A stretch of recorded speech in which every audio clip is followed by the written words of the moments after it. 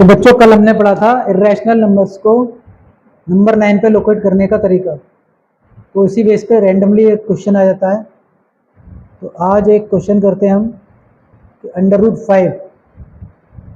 5 को नंबर 9 पे कैसे लोकेट करेंगे और अंडर रूट 3 इनको नंबर 9 पे कैसे लोकेट करेंगे। तो पहले हम अंडर रूट 5 की बात करते हैं। अंडर रूट 5 इसको हम नंबर 9 पे कैसे लोकेट करेंगे। तो इसको अंडर रूट 5 को सॉल्व करके आप ऐसे लिख सकते हैं अंडर रूट 4 + 1। ठीक है, इसका मतलब अंडर रूट में 4 का मतलब 2 का स्क्वायर प्लस ये 1 है तो 1 का स्क्वायर। ठीक है, इसका मतलब ये 2 जो होगा इसको बेस मानेंगे और इसको परपेंडिकुलर मानेंगे, क्योंकि हमने कल पाइथागोरस थ्योरम पढ़ी थी। पाइथागोरस थ्योरम आपको मालूम है, जब 90 डिग्री का एंगल जब बनता है किसी ट्राइंगल में तो ये बेस होता है, ये परपेंडिकुलर और ये हाइपोटेन्यूज। इसका जो फॉर्मूला होता है h² = base square plus perpendicular square.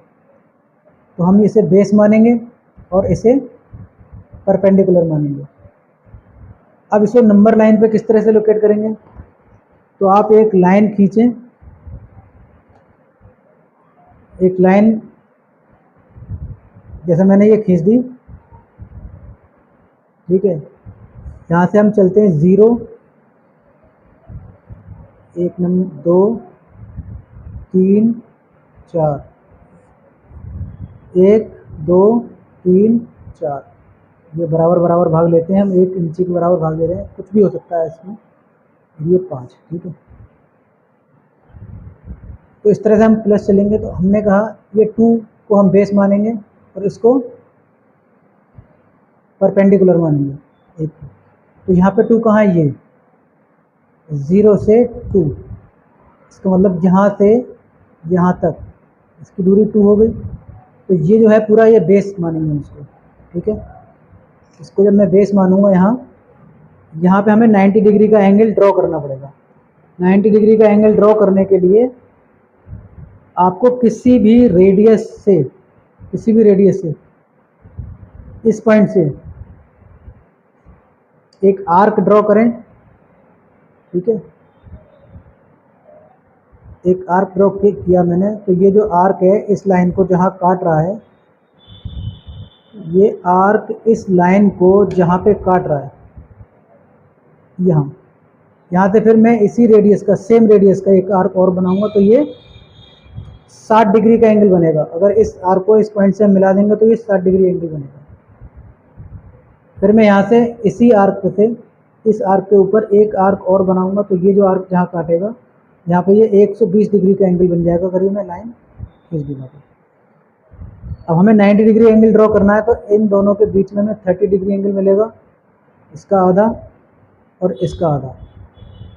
ठीक है, तो ये वाली जो लाइन मैं इससे मिलाऊंगा, ये जो आर्क है इस जो आर्क ये आर्क जो आपस में काट रहे हैं, इस पॉइंट को इस पॉइंट से मैं मिला दूंगा। तो ये 90 डिग्री एंगल मेरा ड्रॉ हो गया। ठीक है, जब ये 90 डिग्री एंगल ड्रॉ हो गया, अब ये तो बेस हो गया मेरा 0 से लेकर 2, और हमें हाइट कितनी लेनी है, इसका परपेंडिकुलर कितना लेना है, 1 कितना रहेगा, 1 जो है इसके बराबर यहाँ से यहाँ तक, इस लाइन को यहाँ काट देंगे। ठीक है, तो यहाँ तक आ गया इसका 1,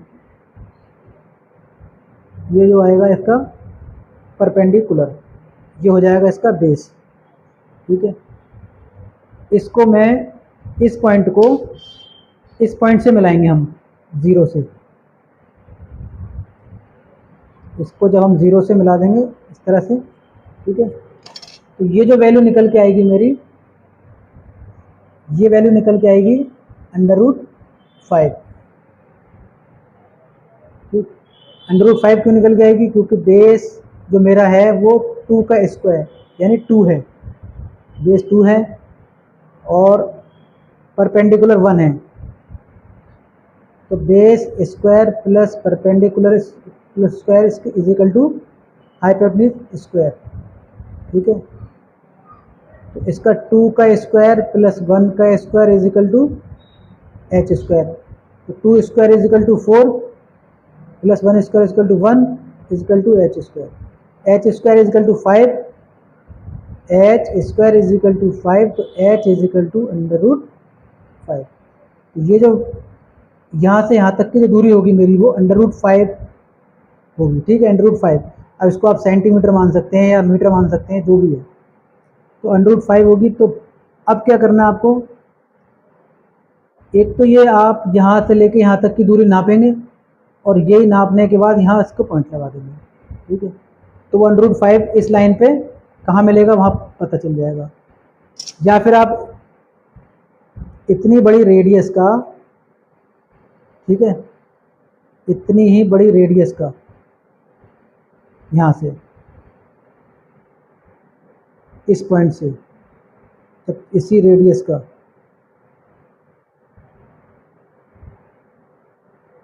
जब मैं सर्किल खींचूंगा ना, तो इस लाइन पे यहाँ पे कहीं ये कट होगा, यहाँ जो कट होगा ना, तो ये जो पॉइंट है यही अंडर रूट 5 है, ये पॉइंट अंडर रूट 5 माना जाएगा। तो ये अंडर रूट 5 नंबर लाइन पे कहाँ पे हमें लोकेट करना है ये आपको मालूम पड़ गया। अब इसी तरह से अंडर रूट 3 का क्वेश्चन अगर आ जाता है, अंडर रूट 3 इसको नंबर लाइन पे कैसे लोकेट करोगे, तो इसको नंबर लाइन पे लोकेट करने के लिए पहले इसको सिंप्लीफाई करेंगे। तो अंडर रूट 3 को मैं लिख सकता हूँ अंडर रूट 2 प्लस 1, ठीक है, और इसको लिख सकते हैं 1 का तो 1 स्क्वायर हो जाएगा, 2 को जब हम लिखेंगे स्क्वायर के फॉर्म में तो अंडर रूट ही आएगा ये, ठीक। अब बेस हमारा अंडर रूट 2 होगा, तो बेस अंडर रूट 2 अगर होगा इस लाइन पे, अगर यहाँ से हमने सपोज बेस ये 0 है, 1 है, 2 है, ये 3 है, तो बेस हमें अंडर रूट 2 रखना है। तो अंडर रूट 2 कहाँ मिलेगा, तो इसका मतलब पहले हमें अंडर रूट 2 निकालना पड़ेगा। तो अंडर रूट 2 निकालने के लिए आपको क्या करना है, अंडर रूट 2 को तोड़ेंगे तो 1 प्लस 1, ठीक, 1 प्लस 1, इसको और लिख सकते हैं तो 1 स्क्वायर प्लस 1 स्क्वायर, इसी फॉर्म में हमें लेके आना होता है, ठीक। तो इसका मतलब बेस भी हमें 1 मानना है और ये भी 1 है, तब ये हमें अंडर रूट 2 की वैल्यू मिलेगी। अंडर रूट 2 की वैल्यू जो मिलेगी ना, फिर उस अंडर रूट 2 को बेस मान के फिर हमें ये आगे की कार्रवाई करनी है। जैसे अब अंडर रूट 2 निकालने के लिए ये हमने 1 मान लिया, ये हमने मान लिया बेस, और इतना ही जितना यहाँ से यहाँ तक इतना ही हमें यहाँ पे 90 डिग्री, पहले तो 90 डिग्री एंगल ड्रॉ करना है। 90 डिग्री एंगल ड्रॉ करने के लिए आप समझ ही गए, कंपास से ये हमने आर्क खींचा, यहाँ से एक आर्क, यहाँ से एक आर्क, ये तो कट गया। तो ये जो हम ऊपर जो मिलाएंगे ना इस तरह, ठीक है, ये 90 डिग्री एंगल बन गया। तो ये 1 हो गया और ये यहाँ से 1 हो गया, यहाँ से यहाँ तक मैंने जो दूरी ले ली ये 1, तो ये अंडर रूट 2 आ गया, 1 स्क्वायर प्लस 1 स्क्वायर, ठीक है। तो ये अंडर रूट 2 आ जाएगा। अंडर रूट 2 जब यहाँ से यहाँ तक की दूरी अंडर रूट 2 आ जाएगी, तो यहाँ से जब हम सेम रेडियस का यहाँ पे बनाएंगे तो कहीं यहाँ पे अंडर रूट 2 हमें मिल जाएगा, ठीक है। सपोज अंडर रूट 2 यहाँ मिल गया। अंडर रूट 2 भी कैसे ड्रॉ करते हैं वो भी मैं आपको बता दे रहा हूँ।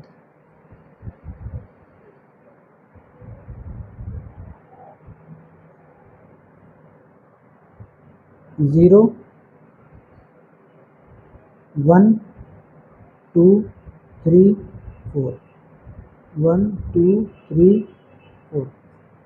अंडर रूट 2 निकालने के लिए हमें बेस कितना रखना है, 1, ठीक है, यहाँ से यहाँ तक 1। तो बेस जब 1 रखना है तो इसका मतलब यहाँ से हमें 90 डिग्री एंगल ड्रॉ करना है। 90 डिग्री एंगल ड्रॉ कैसे करेंगे आप,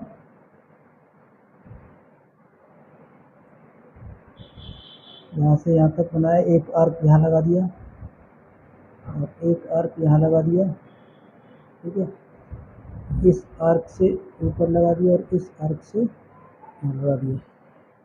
तो ये जो पॉइंट आ गया 90 डिग्री एंगल ड्रॉ हो गया, ये 90 डिग्री एंगल ड्रॉ हो गया। अब यहाँ से यहाँ तक 1 है तो मैं इसको नाप लेता हूँ। जब ये बेस बने बेस जब बने तो मैं इसका परपेंडिकुलर भी 1 लूँगा, तो यहाँ इसको कट कर देंगे, ठीक है। जहाँ इस लाइन पे ये काटेगी यहाँ से इसको हमने यहाँ मिला दिया। तो ये जो आ गया आपका √2, ये 1 और ये 1, ठीक है। ये √2 आ गया, √2 आ गया तो मैं इस रेडियस का, इसी रेडियस के हिसाब से अगर मैं एक आर्क ये खींचूँगा वृत्त, तो यहाँ पे जो वैल्यू आएगी ना, ये √2 की आएगी। ये जो पॉइंट होगा ये √2 का होगा। अब आपको √2 मिल गया, ठीक है। तो यहाँ से यहाँ तक √2 मिल गया, तो अब हमें √3 निकालने के लिए यहाँ से यहाँ तक √2 तक ये हमें बेस मानना है। √2 पे फिर हमें 90 डिग्री एंगल ड्रॉ करना है, ठीक। तो √2 पे 90 डिग्री एंगल ड्रॉ करके कर लीजिए, इसको बड़ा करना है, ठीक है। यहाँ से यहाँ कर दिया, यहाँ से यहाँ कर दिया। आर्क, एक रेडियस जो रहेगा वही सेम रखना है। इस पॉइंट को जब मैं इस पॉइंट से मिलाऊंगा,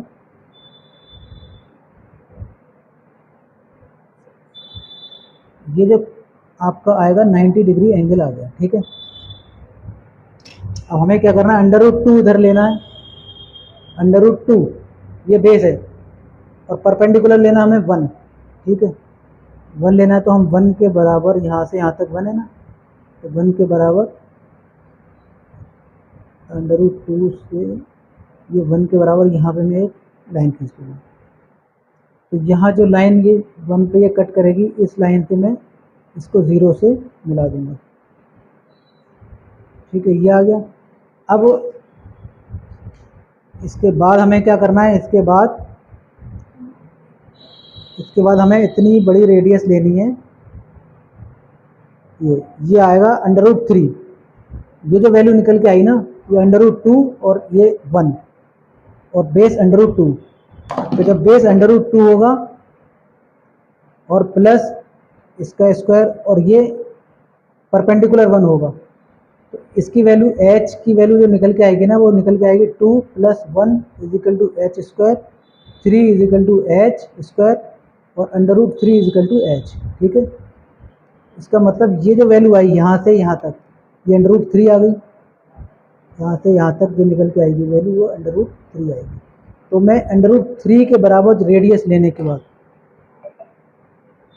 √3 के बराबर जो रेडियस लेंगे हम, और इस पॉइंट से इस पॉइंट से ये हम बनाएंगे एक सर्किल। तो इस लाइन पर जहाँ पे भी ये काटेगा, तो वो जो वैल्यू होगी ना, तो ये वाला जो पॉइंट होगा, ये पॉइंट होगा ये √3 होगा, ठीक है। अब आपने √2 देख लिया, √3 देख लिया, √5 देख लिया, तो एक नंबर लाइन पे किस तरह से हमें लोकेट करना है, कंपास और पेंसिल की सहायता से, ठीक है। 90 डिग्री एंगल कैसे ड्रॉ होता है ये आपको मालूम पड़ गया। पहले 60 डिग्री, 90 डिग्री, 120 डिग्री, 30 डिग्री, ये सब इसी तरह से एंगल ड्रॉ होते हैं, ठीक है। तो उम्मीद है आपको ये सब समझ में आया होगा। मिलते हैं नेक्स्ट वीडियो में, तब तक के लिए गुड बाय।